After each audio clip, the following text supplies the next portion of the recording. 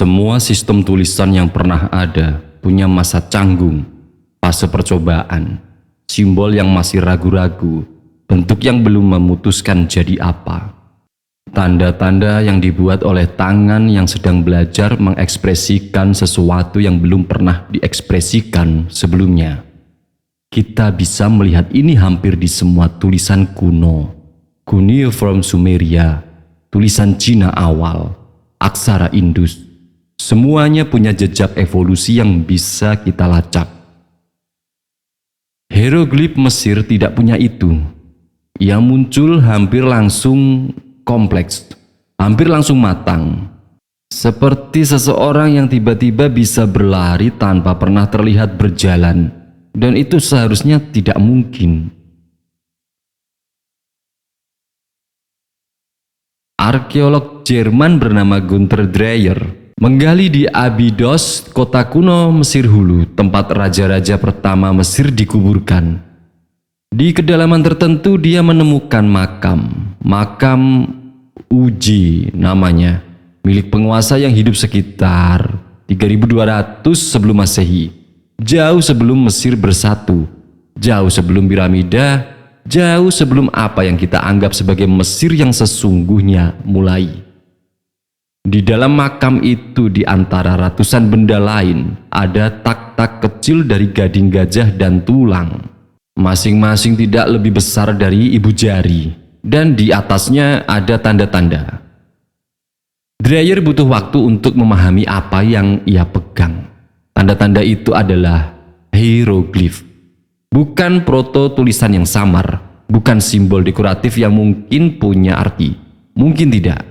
Tapi hieroglif yang bisa dibaca, yang menunjukkan angka, nama tempat, mungkin instruksi administrasi juga. Usianya sekitar 3200 sebelum Masehi.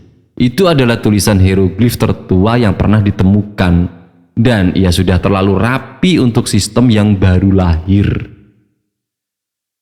Bayangkan kamu belajar bahasa baru. Mungkin pertama kamu membuat kesalahan. Kalimatmu canggung. Pilihanmu belum tepat.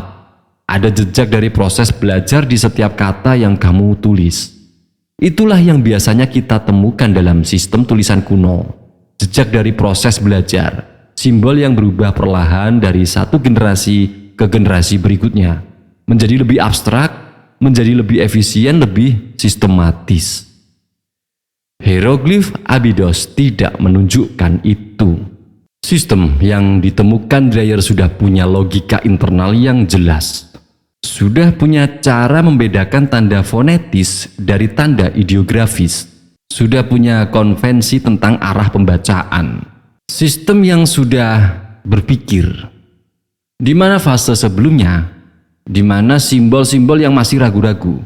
Di mana hieroglif versi beta yang belum sempurna? Sampai hari ini kita belum menemukannya.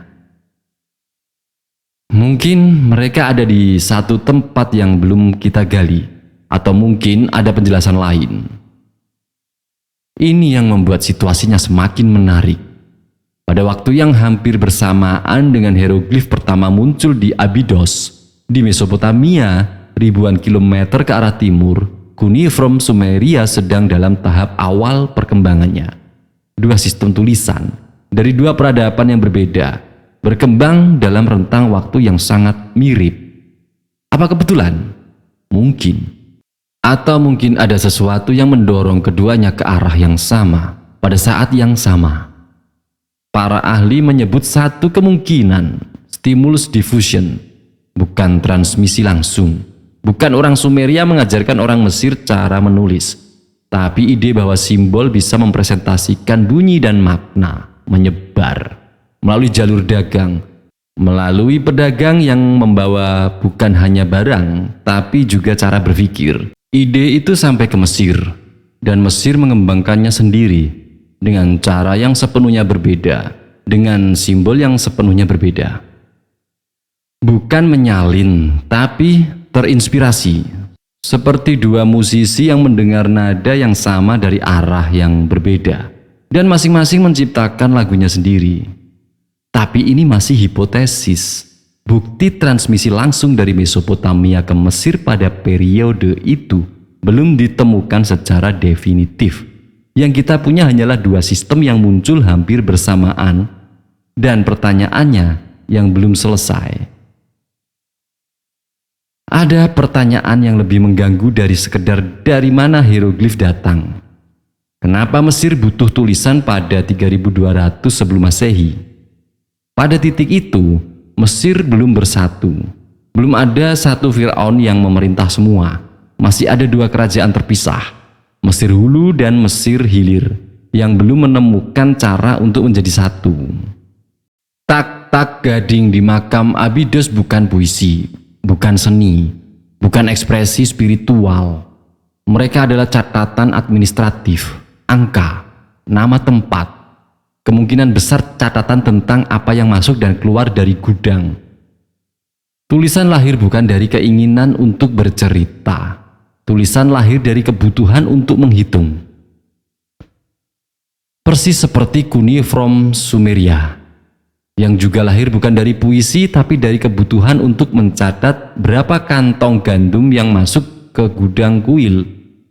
Dua peradaban yang tidak saling kenal, menghadapi masalah yang sama, menemukan solusi yang sama, pada waktu yang sama. Mungkin itu bukan kebetulan tentang waktu. Mungkin itu hanya logika dari kompleksitas. Ketika sebuah masyarakat tumbuh cukup besar, cukup kompleks, cukup banyak transaksi yang harus dicatat, tulisan bukan pilihan. Tulisan adalah konsekuensi yang tidak bisa dihindari.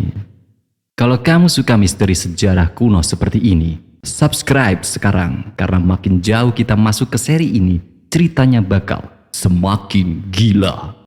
Hieroglif bertahan selama lebih dari 3000 tahun.